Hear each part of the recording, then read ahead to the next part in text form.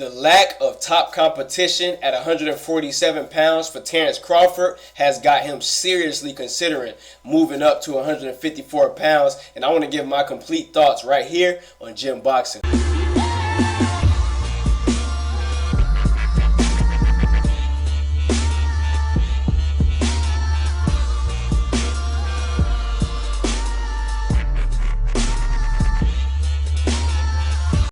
Well, Terence Bud Crawford took to Twitter and expressed his frustration about how he can't get top fights at 147 pounds, being signed with Top Rank and fighting on ESPN. He took to Twitter and says, "I don't know. The way things are going here, I might just have to move up to 154 pounds. I want to give my thoughts about that, whether or not that's a good idea or not. We don't know. Let's talk about it right here on Gym Boxing. But before I jump into it, what up, fight fans, Gym Boxing family, all the family, the subscribers, really appreciate you guys, man. If you're new to the channel, consider coming on in, smashing that subscribe button, hit the thumbs up button on the way in. Let's talk about it, man. Everybody knows Terence Bud Crawford is over with Top Rank, and he's struggling to get top names at the division, okay?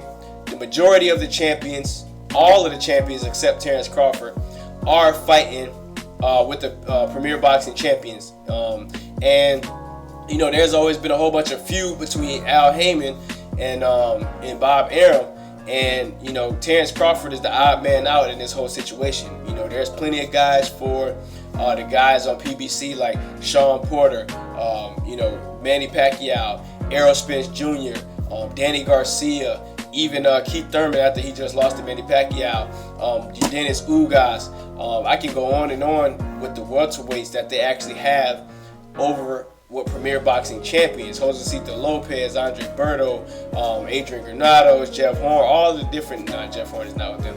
But anyway, y'all know what I'm getting at. All of the top names are with the PBC, and Terence Crawford is getting frustrated, okay? Now, one of the main things that I know when it comes down to this whole situation, a lot of people, including myself, felt like Terence Crawford really has no one to blame but himself and his team for this whole situation, because Terence Crawford had the ability to be a free agent and go wherever he liked, but he chose to re-sign with Top Rank, and I think that has a lot to do with why he's having issues with fighting top, you know, competition at 147 pounds. Obviously, it's going to make it very tough for you to get that Errol Spence Jr. fight, because Errol Spence has a whole bunch of other champions over, and he has a whole plan for how he want to move his career. And for Terence Crawford, he's basically the last man that everybody is going to face at welterweight as far as the champions go. Okay, so he's definitely going to find it very tough to get some competition over there, and it's making him feel like he should move up. Now, I don't know if that's a good idea for him to move up in weight, because he just moved up to 147 pounds and hasn't really even got his feet too wet at 147 pounds. He's definitely had 2 title defenses of his belt since he did take it from Jeff Horn, so he has a little bit of experience at welterweight. But to move up to 154 pounds, that's a big pill to swallow. That's a lot on his plate to be able to do, because at 154 pounds, there's a lot of lions up there. It's a lot of tough competition at 154 pounds, and I'm not too sure of how Terence Crawford will do at that weight class, okay? Now, in the WBO, you have guys like Jaime Munguia, who's a young kid, very big in size as far as his body structure goes. Some people might feel Terence Crawford is more skilled, Mike can do more with him, but, you know, he can take a punch, and he's a big kid, man. You know what I'm saying? Julian J. Rock Williams just defeated Jared Hurd. That's a very tough fight as a champion at the championship level, because Julian Williams also has some pretty decent size on him, and he has, you know, good, pretty decent punching power, and he can box.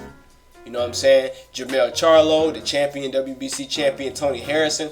All of these guys at the top are very difficult fights for Terence Crawford, just to be totally honest with you. So I can understand his frustration. I can understand the fact that he's not getting the fights he won at 147 pounds. But in my opinion, that's actually nobody's fault but his and his team's.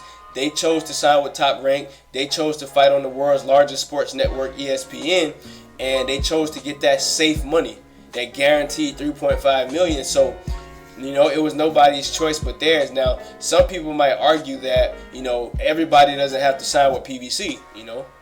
I mean, you don't have to always, every boxer is not going to be with the PBC, and I agree with that. That's true.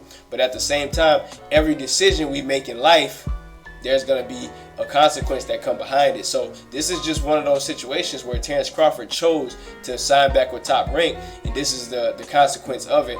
I feel sorry for the brother, but at the same time, I don't, because that was his choice.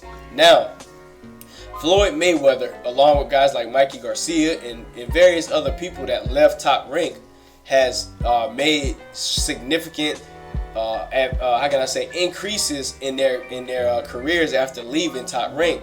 And for me, this is one of those things where Terence Crawford, in my opinion, should have seen what other people done in acting accordingly, in my personal opinion, because a wise person, you know, a smart person learns from their mistakes, but a wise person learns from other people's mistakes. And I feel like the fact that Floyd Mayweather, he spent $750,000 to buy himself out of his Top Rank contract, and in the next few years he went on to make probably upwards of more than $750 million.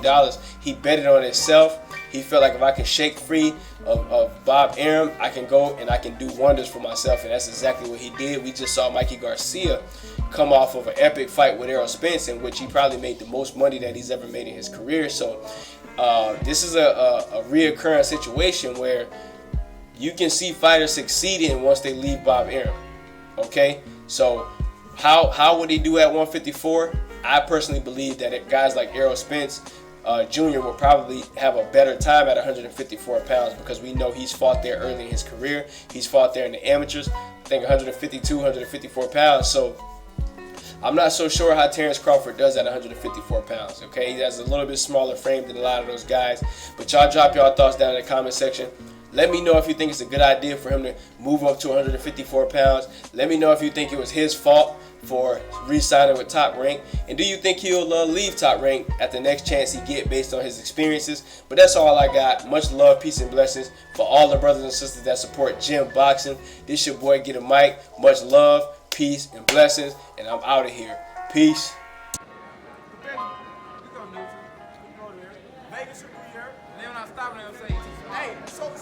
So when I stop him, y'all gonna say he was too weak, and he stayed at 147.